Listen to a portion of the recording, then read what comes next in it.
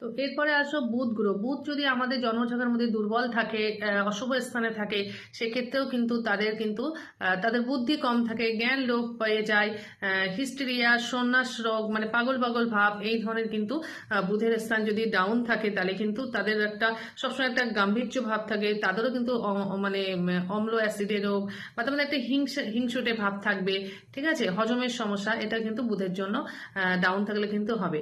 আর এরপরে আসছে আমাদের মঙ্গল। মঙ্গল যদি কারোর ডাউন থাকে, মঙ্গল যদি অশুভ স্থান থাকে, তাহলে মঙ্গল তো এমনি আমাদের স্বাস্থ্যের গ্রহ, সেখানে কিন্তু প্রচন্ড অনেক কিছু তার রোগের দেখা দেবে। প্রথমত তাদের মানে হজমের সমস্যা, ডাইজেস্টের সমস্যা, গ্যাসের সমস্যা, আমাশার সমস্যা, ক্রনিক রোগের, মানে দীর্ঘদিনের তাদের পেটের সমস্যায় তারা ভুগবে, তাদের হার্টের সমস্যা, যে কোনো দুর্ঘটনা, রক্তপাত, মানে ফোড়া, কলেরা, এই ধরনের, ঠিক আছে, গ্যাস্ট্রিক আলসার, সব কিন্তু মঙ্গলের জন্য কিন্তু হয় বন্ধুরা।